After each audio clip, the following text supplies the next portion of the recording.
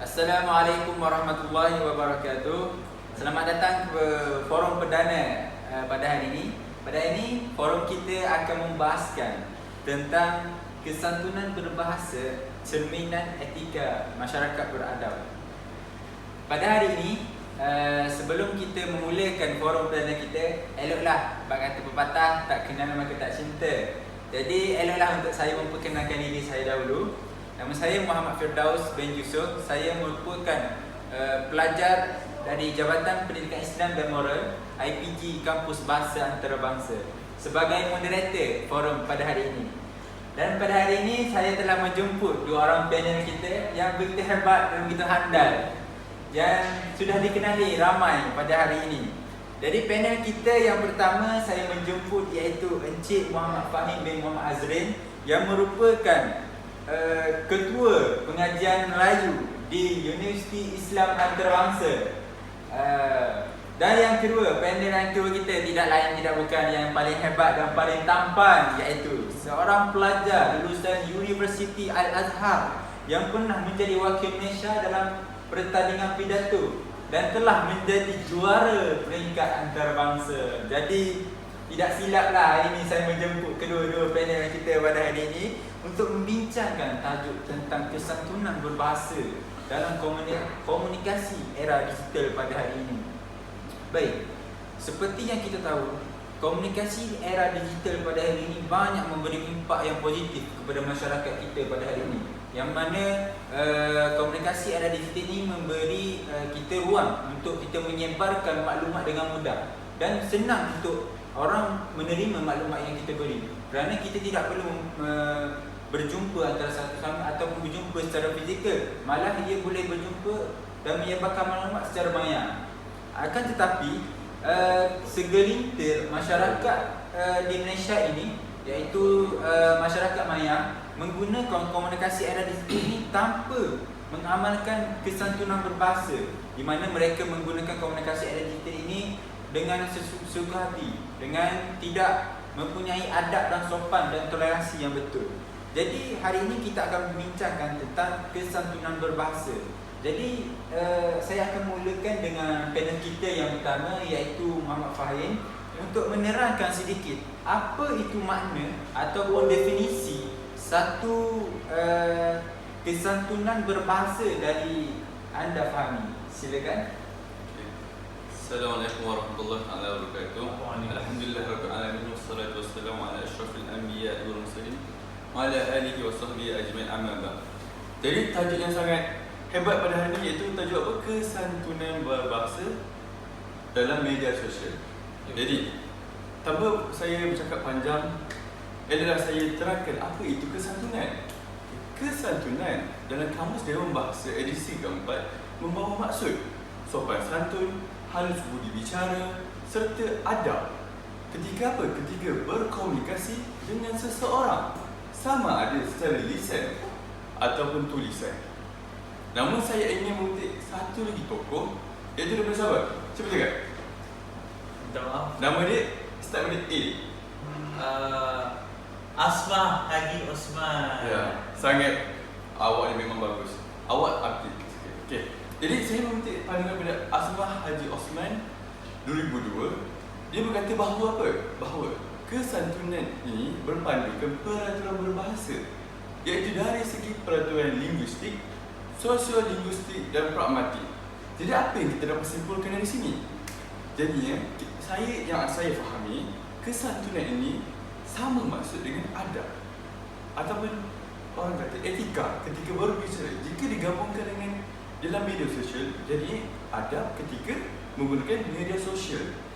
Jadi kita sebagai orang Islam, saya ingin mengajak ataupun mengatakan satu lagi hadis, iaitu dalam sebuah hadis Nabi Muhammad SAW bersabda dalam yang diriwayatkan oleh Imam Bukhari, iaitu barang siapa, saya ulangi, barang siapa yang beriman dengan Allah Subhanahu Wa Taala dan hari kiamat, maka hendaklah dia berkata baik atau hendaklah dia diam.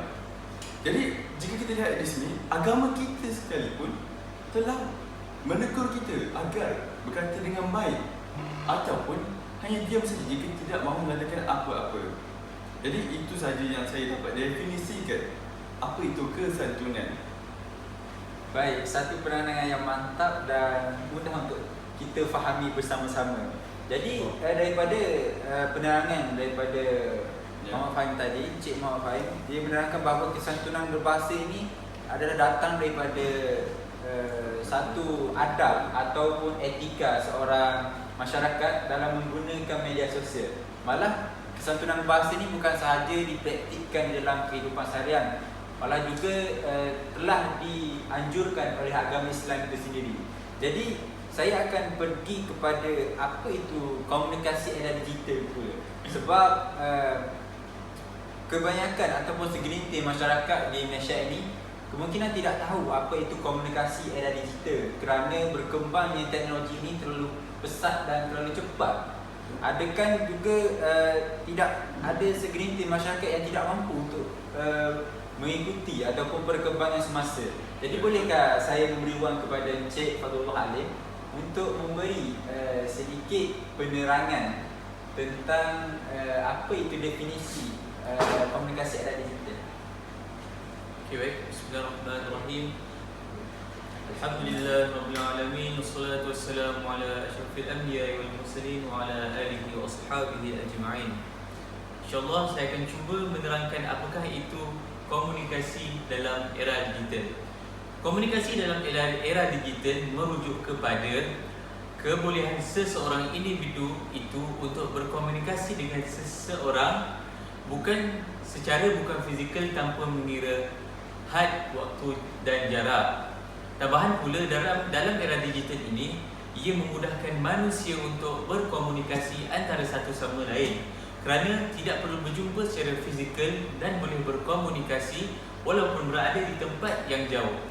Hal ini berlaku kerana manusia mengikut perkembangan peredaran zaman yang menunjukkan perkembangan teknologi yang amat pesat sehinggakan terciptanya banyak aplikasi yang membolehkan kita saling berhubung walaupun saling berjauhan.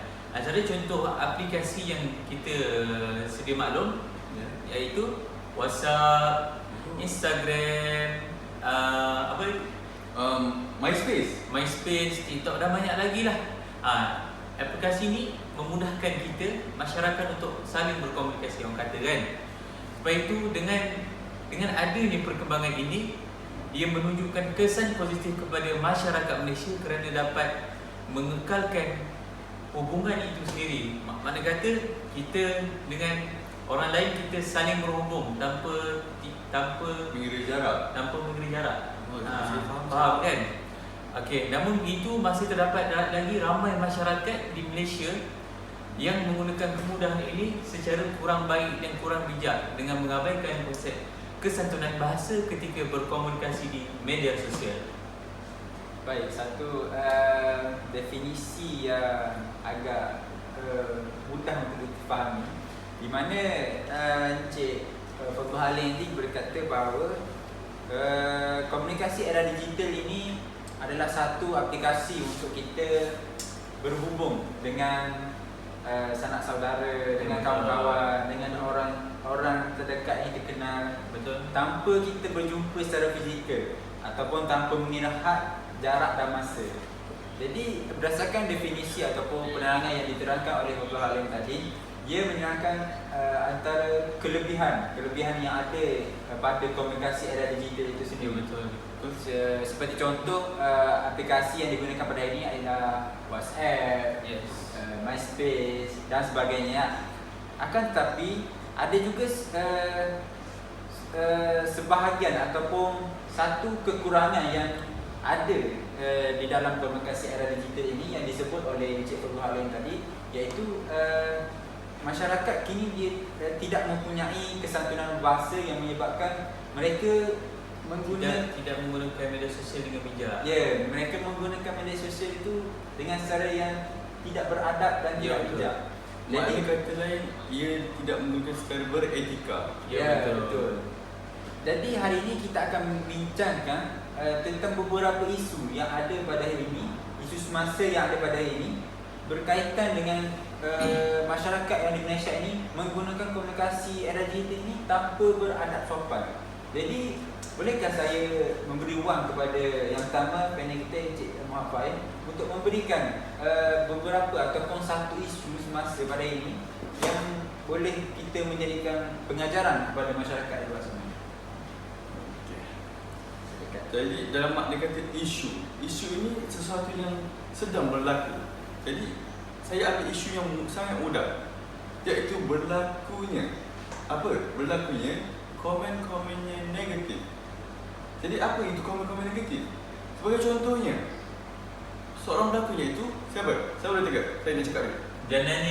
Janani lagi, Fasha Sanda dan ramai lagi mendapat komen-komen yang negatif serta lucah.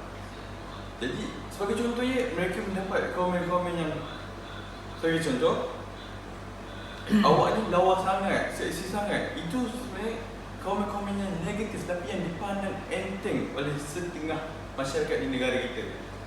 Jadi jika isu ini sedang berlaku betul, jadi ia akan membuatkan apabila kanak-kanak bermain media sosial, bila mereka membaca komen dan mereka akan bertanya, apakah itu benda ini? Adakah benda itu?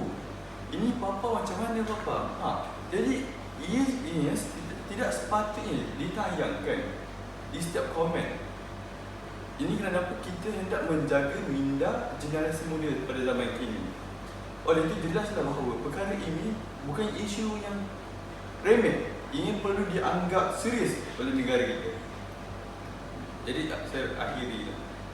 Okey, berdasarkan pandangan Encik Fahim tadi, kebanyakan ataupun segelintir masyarakat di Malaysia ini memberi komen yang agak negatif, kita katakan, yang salah satunya boleh membawa kepada unsur hujah dan boleh menyebabkan pergaduhan antara satu sama lain dan menyebabkan berpecah belah. Dan juga komunikasi era digital pada hari ini bukan sahaja digunakan oleh orang dewasa sahaja, malah kanak-kanak yang di bawah umur 18 tahun juga telah menggunakan media sosial ini, dan ada juga yang menggunakan media sosial ini tanpa pemerhatian yang agak penuh oleh buat mereka sendiri. Jadi berdasarkan isu semasa sekarang lagi, bolehkah saya beri ruang kepada Encik Fadul Halim untuk memberikan sedikit lagi penerangan ataupun isu semasa yang ada pada ini untuk kita lebih faham apa masalah yang melanda dunia kita ini. Okey, baik. Pertama-tama sekali saya nak menyokong pernyataan yang dinyatakan oleh Encik Fahim sebentar tadi, yang mengatakan antara isu semasa yang berkaitan dengan kesantunan berbahasa di era komunikasi era digital kan. Apa tadi Encik sebut? Komen-komen berbau timbulnya komen-komen yang negatif. Jadi saya bersetuju bahawa isu ni perlulah kita berteras dengan sekeras-kerasnya, kerana seperti yang Cik Moderator kata tadi, bukan sahaja orang dewasa sahaja yang menggunakan media sosial pada masa kini, akan tetapi kanak-kanak, bahkan yang baru lahir pun sudah diberi pendedahan tentang gadget-gadget ni lah kan. Jadi benda ni perlu kita banteras dengan sekeras-kerasnya untuk memelihara minda generasi pada masa kini. Selepas itu saya ingin menambah lagi satu isu semasa yang telah menjadi fenomena di negara kita, iaitu, boleh dengar? Ia telah memasuki virus. Salah? Susah. Menyebarkan berita palsu. Ya, betul. Okey, penyebaran berita palsu ni telah berleluasa di negara kita. Kenapa benda ni boleh berleluasa? Adakah masyarakat kita tidak didedahkan dengan kesantunan berbahasa, ataupun mereka malas dan hanya tidak mahu menggunakan kesantunan berbahasa di dalam komunikasi digital? Kita tidak tahu. Tapi yang penting sekarang ni, saya hanya ingin mengajukan isu sahaja, yang mana isu itu ialah penyebaran berita palsu. Jadi penyebaran berita palsu ni biasanya berlaku di antara artis-artis tanah air kita boleh tengok sendiri kan. Contohnya dekat Instagram kita dapat lihat beberapa akaun-akaun yang famous, yang popular menguploadkan berita tentang artis-artis tersebut. Saya ingin apa boleh? Apa? Silakan. Saya ada ternampak satu posting ini di media sosial yang mengatakan bahawa Anwar Ibrahim, iaitu Perdana Menteri kita sekarang ini, menyokong Israel. Dan saya merasakan itu salah satu fitnah yang terbesar kepada negara kita. Berita ni kan, ia boleh jadi betul, ia boleh jadi salah. Jadi sebelum kita nak mempercayai sesuatu berita itu, kita hendaknya mengkaji, menyiasat. Jadi kita sambung balik kepada perbincangan kita. Berita palsu ni biasanya berlaku di kalangan artis-artis tanah air kita. Jadi perkara ni boleh menjatuhkan fitnah kepada orang lain dan boleh menyebabkan pergaduhan. Secara kesimpulannya di sini kita dapat kena pasti bahawa ramai masyarakat Malaysia pada masa kini tidak menerapkan kesatuan berbahasa di dalam komunikasi digital kerana kita tak tahu kenapa kan. Mungkin kurangnya pengetahuan, mungkin kita tak tahu, ataupun didikan daripada sekolah rendah. Ya betul. Yang menyebabkan dia lalai dan menganggap itu perkara yang remeh. Ya betul. Saya rasa Okey, itu saja dari saya.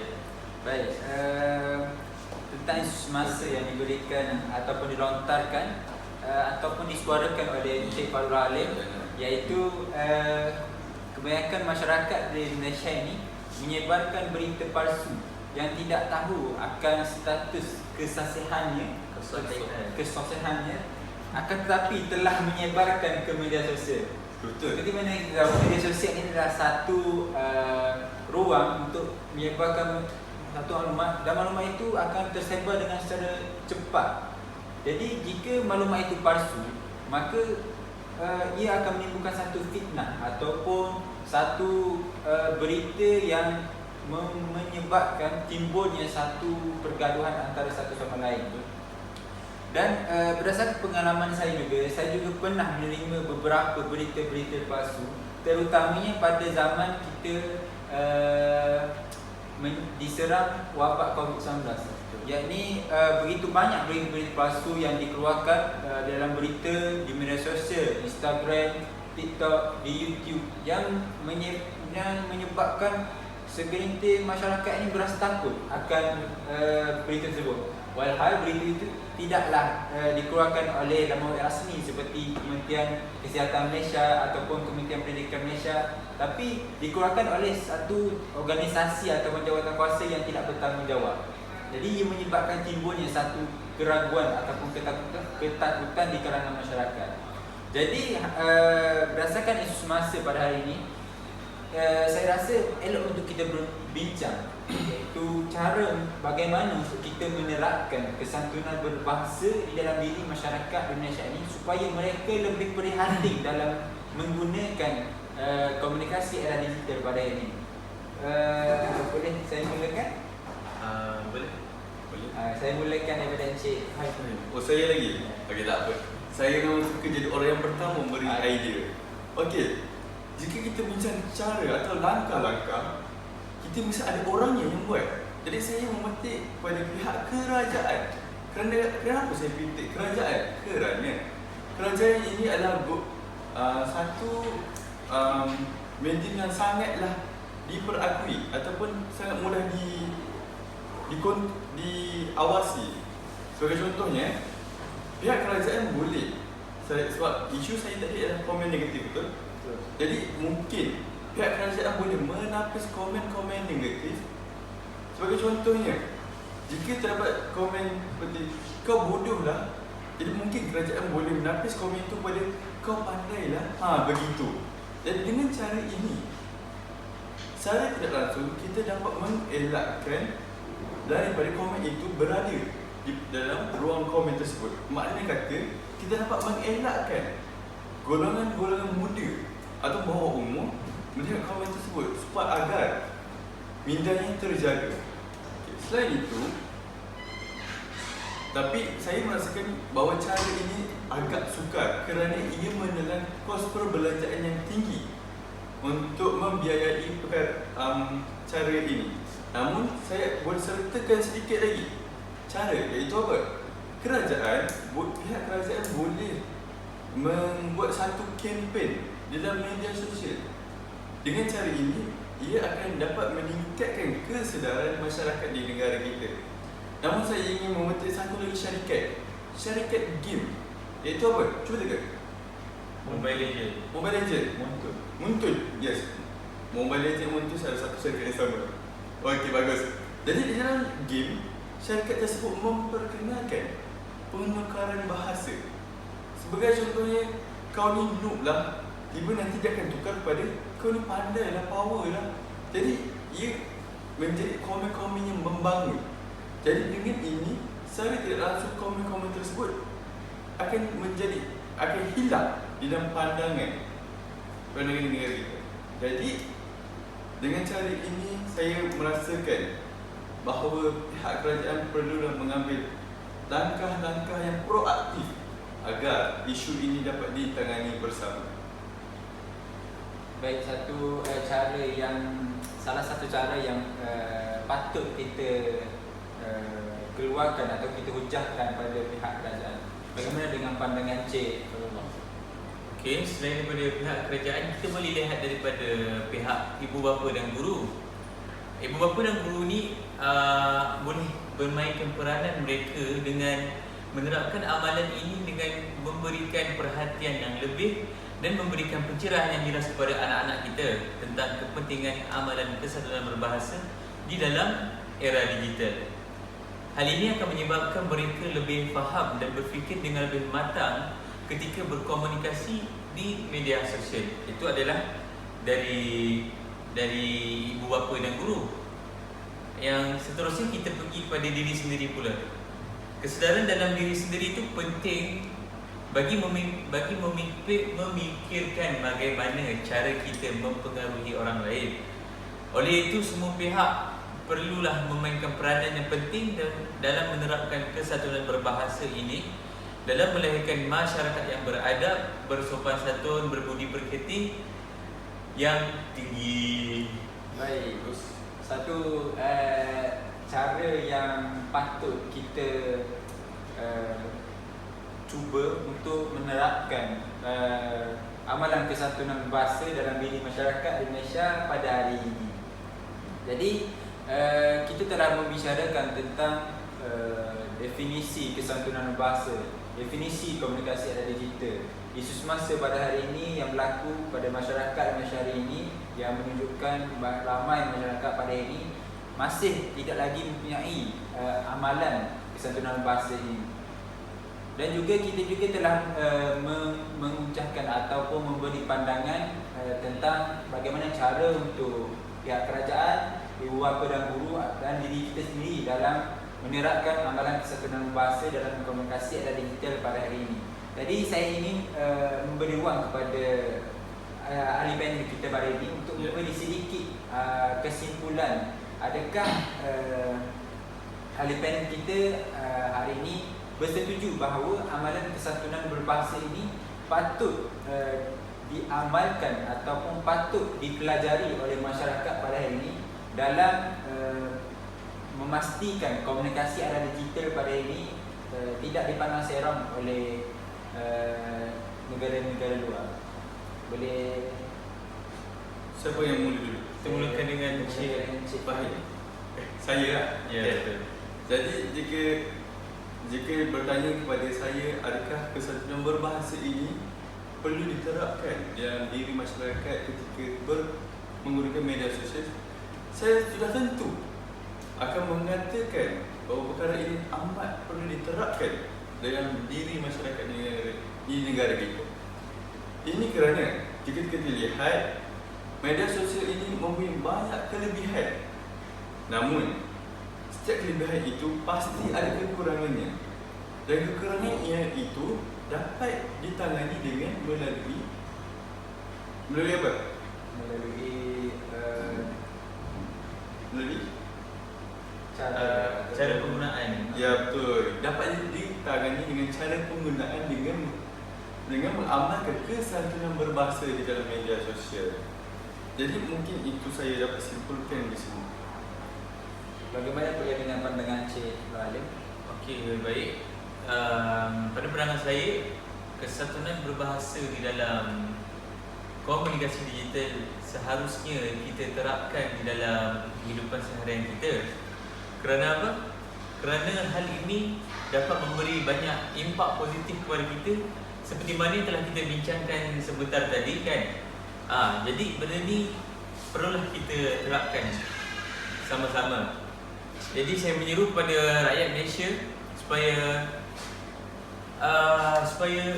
aplikasikanlah kesantunan berbahasa ini di dalam komunikasi digital kita. Kemudahan pada hari ini bukanlah untuk kita apa orang kata Menggunakan sewena-wena. kemudahan pada hari ini perlulah kita manfaatkan dengan perkara yang baik. Bukanlah kita menggunakannya untuk menjadikannya sebagai satu tempat yang tidak elok lah orang kata kan. Itu saja daripada saya. Baik, berdasarkan panel kita pada ini, kita mendapati bahawa mereka bersetuju bahawa amalan kesantunan berbahasa ini perlu diterapkan dalam diri masyarakat Indonesia pada hari Ya, ini. betul. Dan pada pandangan saya juga, saya bersetuju bahawa komunikasi era digital ini memberi banyak impak positif kepada masyarakat Indonesia ini. Kerana jika tidak adanya komunikasi era digital ini, dia juga memberi banyak keburukan ataupun tidak boleh memberi ruang kepada masyarakat hari ini untuk menyebarkan maklumat. Dan saya juga bersetuju bahawa amalan kesantunan berbahasa ini perlu dititikberatkan untuk memastikan kita dapat melahirkan sebuah masyarakat yang beradab sopan dan mempunyai etika yang tinggi di dalam diri mereka, sesuai dengan prinsip rukun negara yang kelima di dalam prinsip kita, iaitu kesopanan dan kesusilaan. Jadi saya rasa sekian dari itu saja forum kita pada hari ini. Saya mengucapkan ribuan terima kasih kepada panel kita pada hari ini, iaitu Muhammad Fahim bin Muhammad Aziz dan Muhammad Fawwah Alim bin Amin, kerana sudi menerima jemputan kita pada hari ini dalam berkongsi ataupun memberi curahan ilmu kepada kita dan kepada masyarakat Indonesia di luar sana. Sama-sama kita berkongsi Dalam memartabatkan kesantunan berbahasa di dalam diri masyarakat Indonesia. Betul. Jadi saya rasa sekian itu saja daripada kami. Wabillahi taufiq wal hidayah. Wassalamualaikum warahmatullahi wabarakatuh.